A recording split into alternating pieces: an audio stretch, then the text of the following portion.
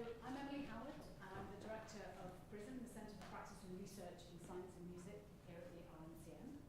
And then today I'm delighted to welcome Dr. Oded Ben-Tal from Kingston University. He's a senior lecturer in music technology, and Professor David Dolan from the Guildhall School of Music and Drama, and he's head of the Centre for Creative Performance in Classical Improvisation.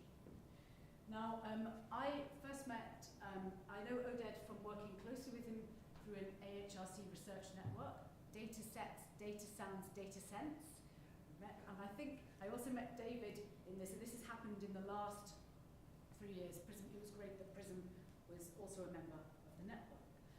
And Oded has been here before. He's worked with students, he's worked with Professor David Horn on a project here through the PRISM Centre, and that was a couple of years ago. And I hear from David that the last time he was here was in 2000. So a lot has changed. He's been telling me the building has changed quite a lot since then. So I'm just going to say something about what they'll speak about. This is what's written on about their talk. Since 2022, Dr. Oded Ben-Tal and Professor David Dolan have been developing a practice-led creative research project on the capacity of generative AI to become a performing partner to a human player in real-time improvisation. In this forum, they will perform their improvisations and explain how this duo works. They will also answer questions about their work and hope that the music and ideas presented will provide stimulation for interesting conversations.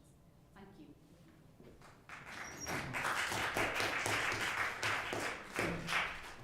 Thank you for the invitation, and apologies for at least one person who's going to hear some stuff twice. So this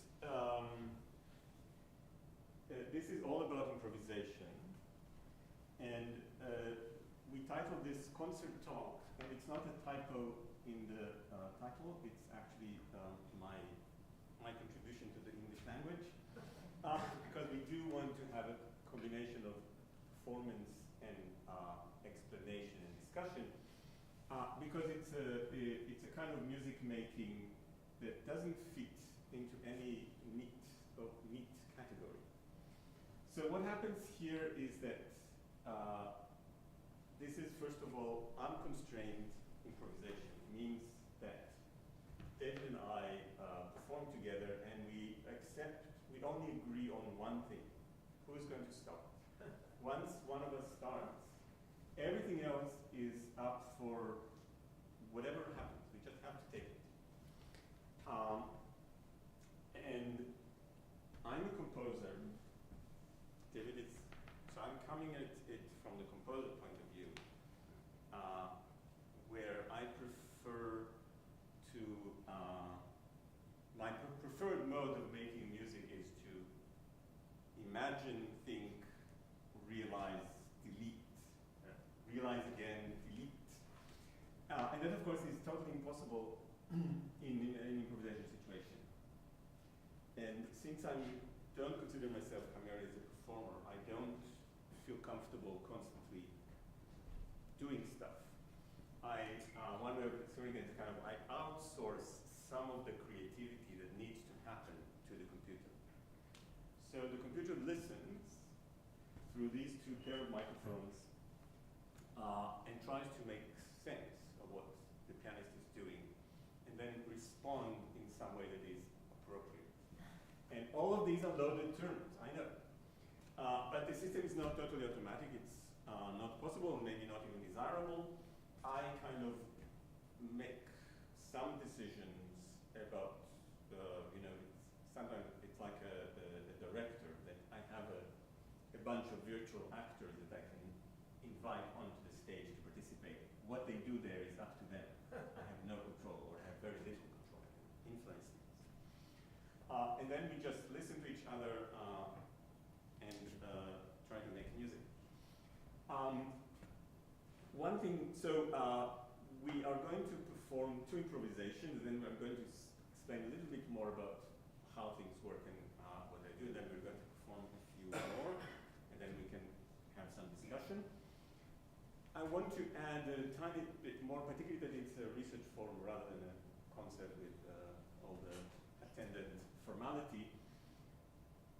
When we as musicians perform, our ears and our brain and our hands and whatever are very quick to attune and adapt themselves to the acoustics, the audience, the other performers, and it's very dynamic and very intuitive. The microphones, the speakers, the computer don't have that. So they can't adapt to what's happening. I need to figure that one out. It involves faders there and additional things. So the first two improvisations, hopefully they'll be wonderful, but they're also an element of tuning in to this situation, which we only experimented with for 2.5 minutes before this. Okay? And although that presents that as a difference between us humans and this thing, it's very similar to what one's experiences in Indian art music concerts. Most of it is based on improvisation. Also Arabic, I'm talking about the Arabic art music, which is 90+% improvisation based. The beginning is warming up the ears, the souls, the togetherness, the connection between you and us. So although this is everything what that said, it's not dissimilar, actually. Voilà. Let me just make sure this is what it should be. Yeah. Okay, so who starts? Do you want me to start? Yeah, why not? You ask so nicely.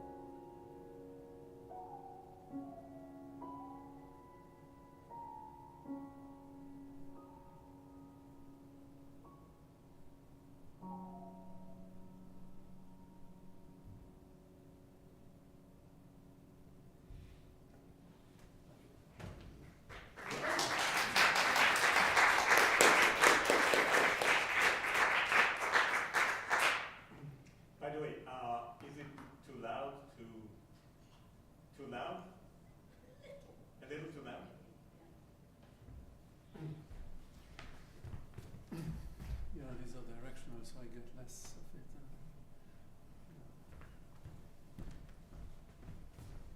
So let's do another one when you start, and if it's still too loud, you... Stop us, please. That's the beauty of non-formal situation. That's how every concert should be, actually. Seriously. Okay, Dil?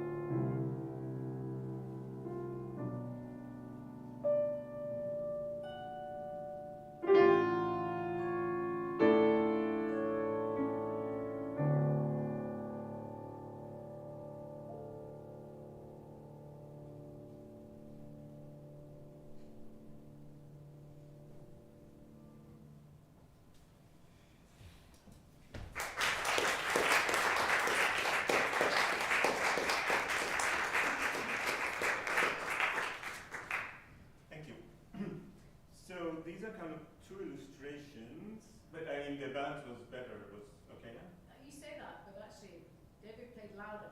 Yeah, I know. Yeah. I was trying to nudge things up, but I didn't want to nudge them too high. So Can the you- system can you was control too. Can you control the volume from here? Yeah. Okay. I mean, it was fine, but it was the other way a bit when you were very. So when the piano was in fortissimo, the system was not with it. That's what you say? It was. Yeah. I think this was. I felt that too, but I'm not sure from behind the loudspeakers. So So again, here is a confession that we won't probably do in a concert. I think the first one musically worked better than the second one, very strongly so. And I think it wasn't just a matter of balance. I think when you were kind of in full swing, I think the system, or me in the system, or whatever, didn't find the right way through that somehow. So some of the stuff in the first improvisation, the contribution of the system was more interesting and contributed more. It kind of cut through, and here you were kind of, again, either me or the system or something didn't quite reach the same level of togetherness. And So here's another beauty of research seminar, a confession we wouldn't do in a concert. I'm not sure we agree. The second one had moments of where are you, kind of searching for each other, more so than the first, for sure. But I thought that some moments in the second one were really, I enjoyed them very much. As far as the duo is concerned, not as far as either interesting thing that the system did or I did, but the duo. For example, the whole last section with this down-going pseudo partimento, minor scale going down. I thought that there were joint deviations that were really a contribution that worked from both ways. But there were some diluted moments as well. So to give you a bit of a glimpse about what I'm doing, since it's a bit opaque, I could just be reading email, right? From the actions. So I can turn things on. This will just go on. It's a process that will continue kind of small variations thereof. And I can nudge it to be at a higher octave. And obviously I can make it louder and softer.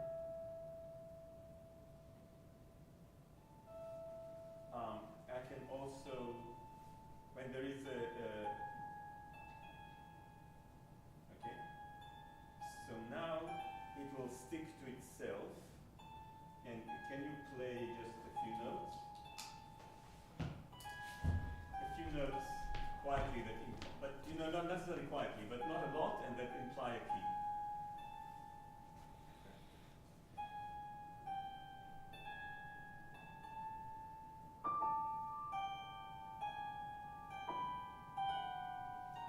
And now my system is going to stick to its own, but I can tell it to try and follow David.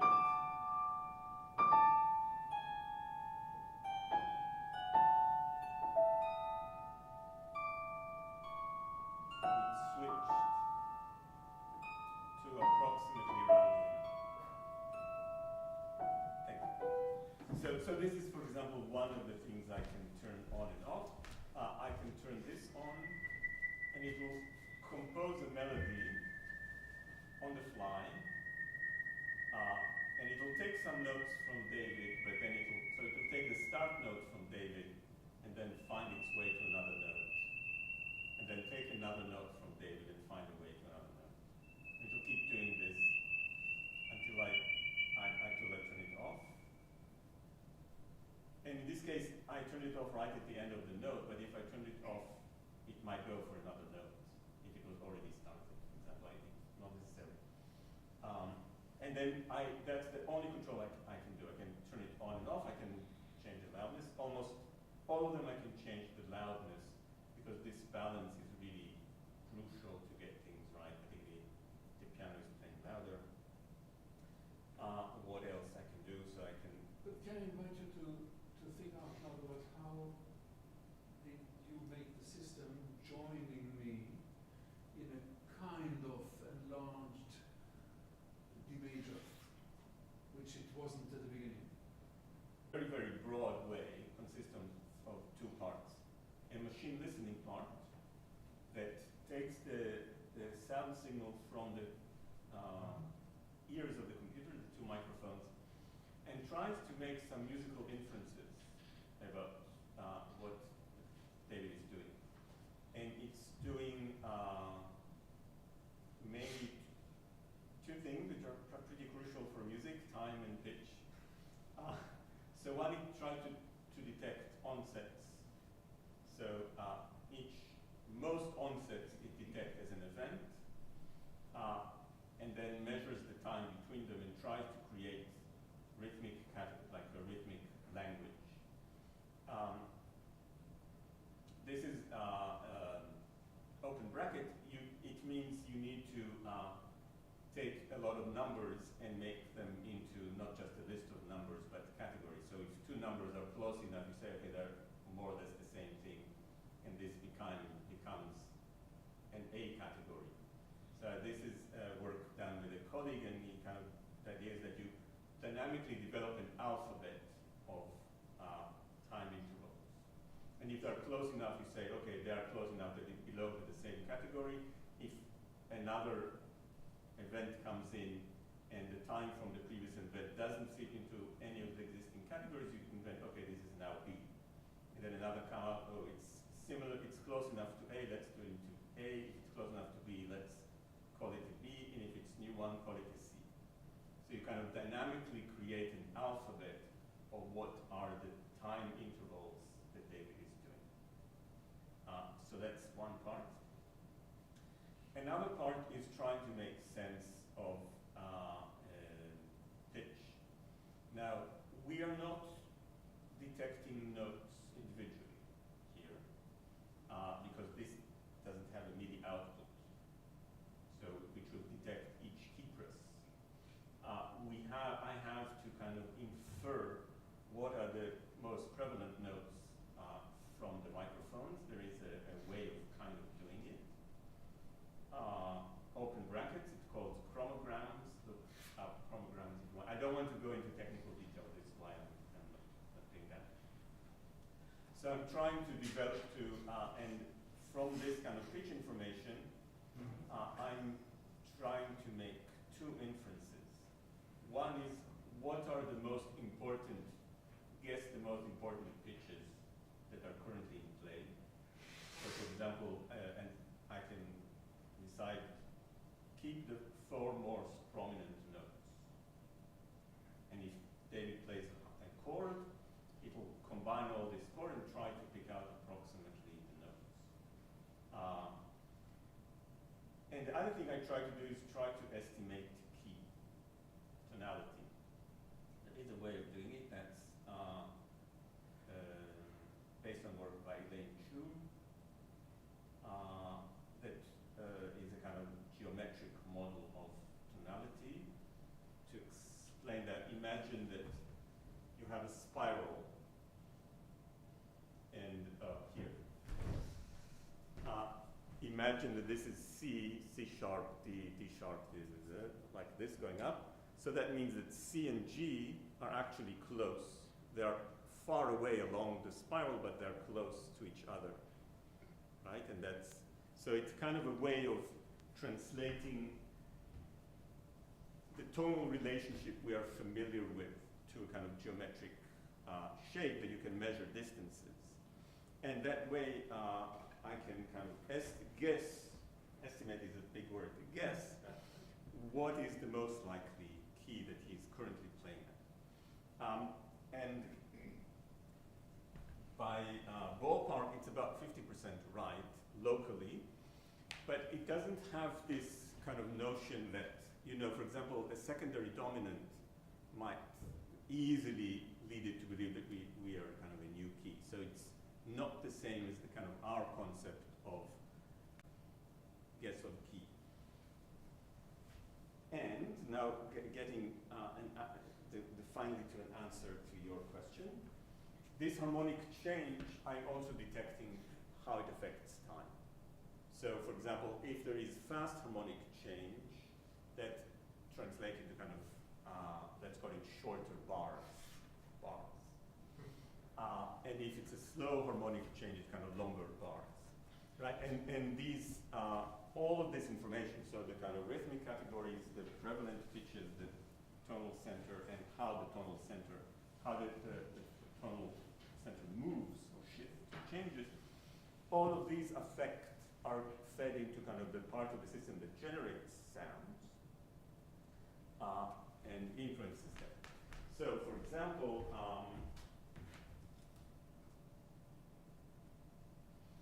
if I turn on this one, it uses the similar sound, but it's different than what we heard before. This is now using the last key that the system detected, and picks notes primarily from that key. And then occasionally we'll add some flurries around it, so kind of ornaments around it. And it will use the kind of the rhythmic category. So then if David shifts to another key, it should theoretically follow him. Right? So in some kind of interesting ways, there is a kind of strong coupling between the way the system listens and the way that the system responds. And since about 6 months ago, I changed the way the system listens quite dramatically with the keys, the tonal center, identifying tonal center, which didn't exist previously.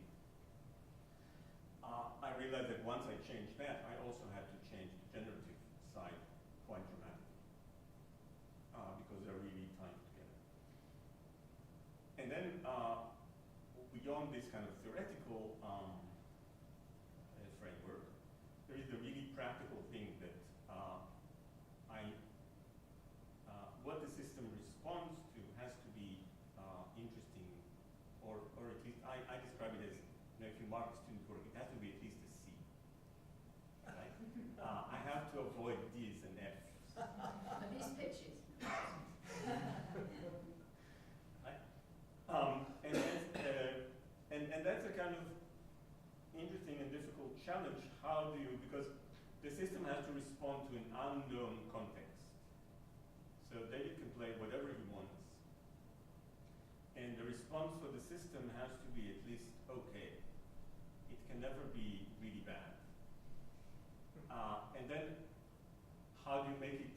And of course, you strive for an A, but it's kind of, I think it's a delicate balance between striving for an A, but then I'm strongly suspect that when I'm ruling out the F's, I'm probably ruling out some of the A pluses.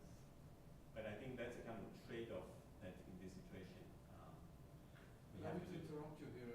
When you say David can play whatever he wants, an exercise I'm doing with myself often is to give the example of, but again, it's a real-time thing, so it's not a calculation, it's a kind of shifting the direction of a flow. What could something that I hear coming from the system as a more insisting motif, what can it become? So some of these dominants, I think we turn together to a new tonic-ish, not in 18th century Haydnesque language terms, but in a more modal and polymodal actually. And so if you hear the kind of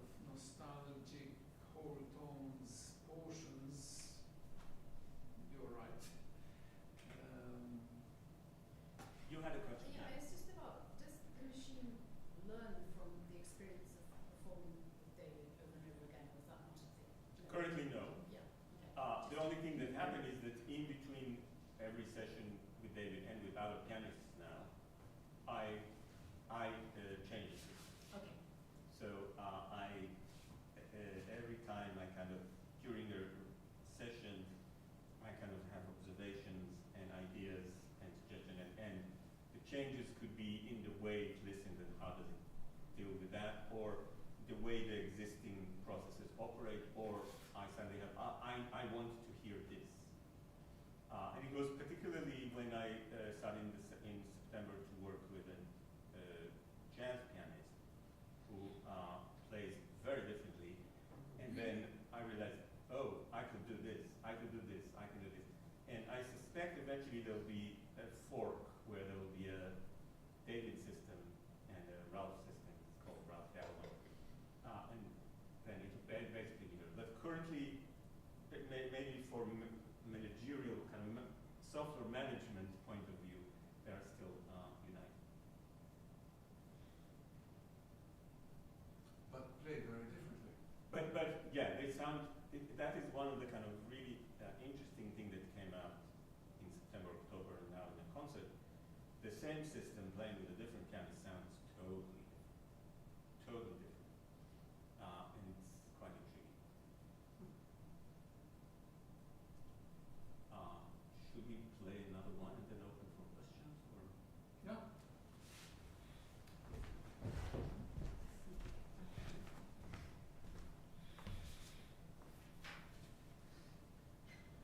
Do you want to start again, or me? Ask the system what it wants. You asked for it, you get it.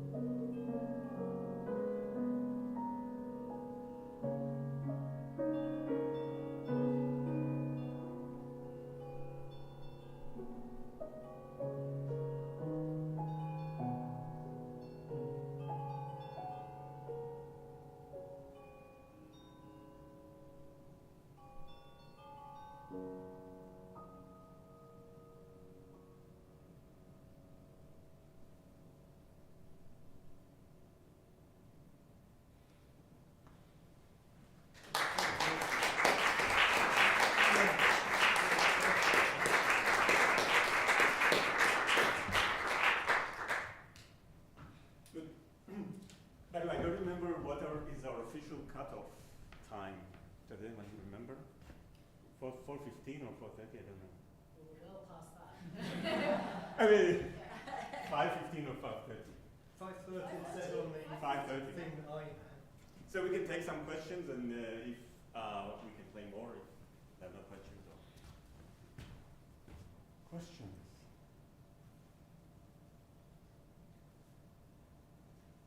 Yeah, I was sorry. I was interested in something you said about sort of trial and error process of this, and you mentioned when you talk about the grading these F results that supposedly exist. I'm interested in what those are and how you judge them to be Fs rather than As. Why are you judging to be A's? Well, yeah. Well, when it sounds really bad.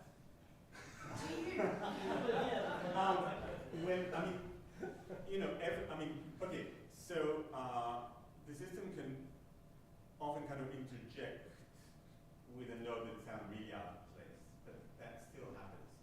I think when, for stretches of time, 5 seconds, 10 seconds, it's like two different performers that happen to be in the same room at the same time, that there is no sense of connection.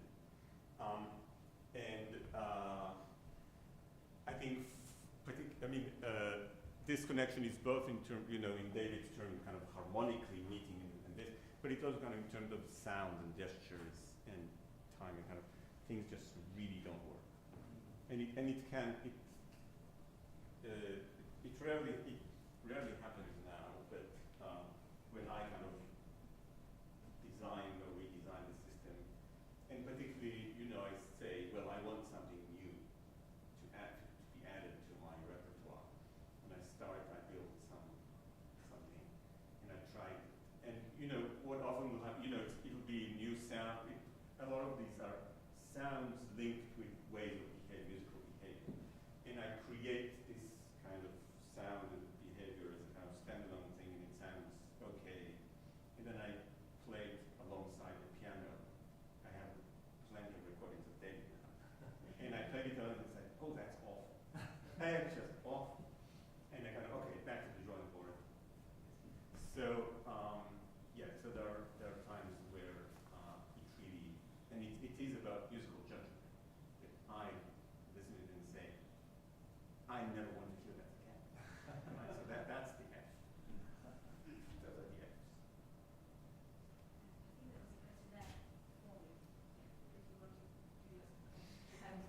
It's kind of looked alike. I was just wondering how you choose the timbre that you use. Is that influenced by the system, or is that your decision? Because it's quite unusual. It's a timbre that stands out from the piano and from other acoustic instruments. I think to my non-expert ears. Yeah, good question. Thank you. All of these decisions are mine. There are the count of sound and how it is synthesized. It's all my decision. There's nothing automatic there. There is internal variation. So this would be better. So this is based on something called the physical model of a string, pluck a string. And you'll notice that each one of them, they're not samples. So they're not sampled, they're triggered, that are kind of synthesized, which means that every time you pluck a string, it's slightly a bit different. And this kind of natural synthesized variation is built into the way this is synthesized. But I chose, sorry, I want to stop this. I chose this timbre. And the choice of timbre is guided by both practical and aesthetic considerations. So on the aesthetic considerations, this is probably my own prejudice or things. These are deliberately not imitations of acoustic instruments or samples of acoustic instruments. And this is maybe a principled stand, that an imitation flute will never sound as good as a flutist. So if I want to hear a flute sound, I might as well generate a score. Even in real time, it might be possible, and ask a flute player to play the score. That'll sound a lot better, and a lot more expressive, and a lot more useful than anything the computer can generate. And then I want to find timbres that are interesting. I think I find them aesthetically pleasing, and work with the piano. And that's a kind of major thing, that in the context of the piano, they don't sound crap. And I think that's sometimes for example, we all, or if you've been following the news about AI, you know it's all about machine learning. Sorry for repeating. Machine learning is about taking data and spinning out new data that's similar to that data. So a system like this could theoretically be, take all the recordings I have of David, teach the system what David sounds like, and then as he plays, use that knowledge, that large model, to spin out little Davids, right? And I'm totally uninterested in that because that's not interesting. Like as a composer, as a musician, why would you want to compete with the musicianship of David and put crap? Or kind of like, plausible, okay, sounding quasi-piano that imitates, that at least momentarily sounds like Chopin sounding like sounds like David like sounding Chopin. It just doesn't make sense. I want to make some contribution that is interesting, maybe unique, something of me, that I want to hear there and not, if you would do something like this, you will make it sound totally different. You'll choose different sound, you'll choose different processes, choose different relationship. And that's great. Thank you. Really fascinating. I really enjoyed listening to the meeting. I found myself sort of getting quite excited about fantasizing about the possibility of the degree to which we can start to really put into question what are sort of musical parameters of understanding or of enjoyment are, right? And I was really struck by you saying, why would you replicate? Why would you do a bad version of David? And also the way you talk about, well, does sound like I want to hear again. I've created this collection, that's what I'm trying to do. So I'm interested in what you were using as your parameters in the first place, because you were giving us an example there early on of the system reacting to a pitch, for example, right? And it's sort of adjusting to that tessitura. So I'm interested in, what are you putting in the first place? Is it pitches? Is it rhythms, gestures? To what degree is there sort of Western harmony at the base of it? What is it? Or could it also work if we throw all of that overboard and say actually what we want the thing to listen to and to be reacted to is the amount of rubato David does, or the rapidity with which he does crescendos or decrescendos? What if we take completely different musical parameters to the ones that we usually go to first? Very good question, and hugely complicated. And I think I'll have to answer by explaining why it's so complicated. And this builds on a lot of discussion that I had with David, is that I'm going to sound boastful, but I think you are fooled by how relatively good the system is. Because to understand, for example, to understand the amount of rubato, to quantify the amount of rubato that David is playing, you need to first identify the basic tactus, the underlying beat, and then evaluate the notes he is playing compared to that beat, and then find a measure of quantifying how these are related and how they develop over time. We do not have the ability to identify the basic beat automatically. We can do that for highly regular systems, so music that was recorded to a click track, you can find the underlying beat.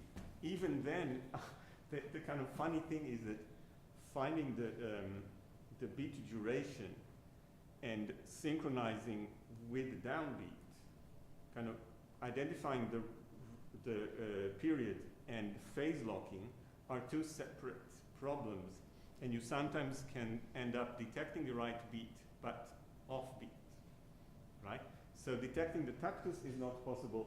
Extracting the comparative notes, and of course the rubato will often be not in all of what David is playing, but in some way. So he might have the kind of the accompaniment fairly regular, and then the melody will have some rubato on it, right? And then you need to separate the accompaniment from the melody. Not possible. You see, so that is the kind of the broad problem is that, which is why I said I'm kind of fooling you. The system is a lot less musical than you give it credit for, right? And that's part of the answer. I have to the system has to deal with what is possible in real time to an unknown context, which is important because if, for example, you want to design a system that knows how to improvise somewhere over the rainbow, and you give it the chord progression and the approximate tempo and this, you can probably get a system that could follow that along. Yeah, but then if I make a shift or deviation, the system rightly will be feeling cheated and stop collaborating. Yes, and also you will have to kind of pre-program a set of known constructs for the system to operate. And if you have more than one, and you don't tell it, now I'm going to play. I think the tricky bit is that we describe kind of listening, machine listening, and we constantly have to know, to realize that machine listening is totally inhuman. The kind of the concept space doesn't really exist, but the kind of equivalent of the concept space is totally different. Can I jump in here? Just in a one bit. The other thing is that since I'm working with a piano, where pitch and time are really the crucial bits, and timbral control is relatively minimal compared to a voice or piano or flute or violin or something, then and David is working within a tonal thing where pitch and time are the most important. That's another reason to focus on those. And then I'll hand you a bit, and then we have more questions. It's not only you, according to Oded, being fooled by the system. When I play with the system, I fool myself as well all the time because I take it as a stimuli for a partnership. It's a listening exercise, and the luxury that you have when you work on it and you don't like that, you throw it away and you go back to the blank page. When we do it now with you in real time, that of course doesn't exist. It's the real time rules of the game, which means listening. It's all about listening. From my humble human partner point of view. And then the things that happen by accident or by the system things, this and that, I take as a invitation for a deviation or for amplifying something or for a provocation, and try to take it on board. So these are two mindsets. It's silly to say because the system doesn't have a mindset, but what that sending in some instruments and taking out does. So it's a, I know it's politically incorrect metaphor, but it's a ménage à trois, really. The system and two humans, one of them mastering the system and constantly changing. I think it comes down, for that to work the two humans being on a very intense listening exercise. And if that goes down even for a moment, there is a fracture. There is a, something is lost. So what I have been thinking about is the similarities and differences between improvising with other human beings and with playing chamber music with other human beings. And just remembering back to the very beginnings of AI, well maybe not the very, very, very beginnings, but the idea of modelling the human brain as a way of understanding how the human brain works. So do you want to reflect a little bit upon the similarities and differences between playing with a system and playing with other people? Yes, and I'm lucky to have fantastic partners. So if some of you were here before, you heard the improvising preludes to the Schumann Fantasiestücke as a duo improvisation. The ability to mind read a human partner is safer.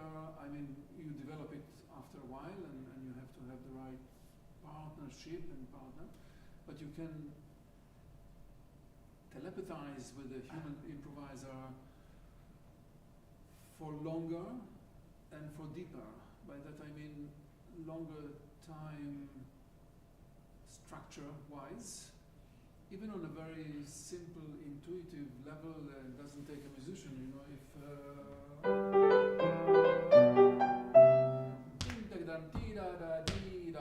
is likely to be the length of the answer, and if you open from tonic to dominant, it's likely to go back to tonic. That's super simplistic. It's a child designed exercise. But even when you begin to enrich it, this fundamental symmetry, sense of call and response, that the classical phrase structure will be there. With the system, not really. So what it comes down to, I mean, I'm thinking about old-fashioned schema theory, that we have this stored in our long-term memory from every experience we've ever had.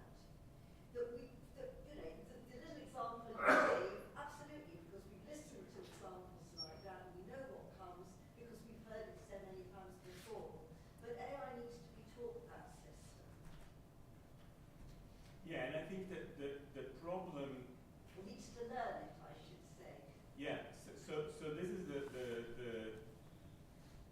first addressing the first one to taught it is the problem of old-fashioned AI, right? That you think, okay, we have a set of rules, we'll program them in, and then you discover that the set of rules doesn't actually cover all that needs to be covered, and there are all sorts of implicit rules and unwritten rules and things. So you end up doing not very well. And then for the system to learn it, the problem is that in a sense the system first needs to listen in the right way. And again, we are currently not there. Not at this sophisticated level of extracting all these kind of multi-layered levels of information of notes and harmonies and rhythmic and harmonic rhythm and phrase structures and stylistic conventions, and that if you switch from Haydn to Schumann, it's slightly different, and all these kind of nuanced thing is, I think, something that is. I doubt that even with a lot of data you'll get the kind of fine-grained, really detailed ability to do that. That is at least my suspicion. But with machine learning, I think every time you say this is impossible, you have to caveat it. But yeah, maybe someone will find a way of doing it. Thank you. Any further questions? Because I just wondered whether we could end with some more music. Is this possible? To get ready. Do you remember whose turn it is to start? Even I don't remember. I think the system started. You two, the two of you started before. So it's your turn.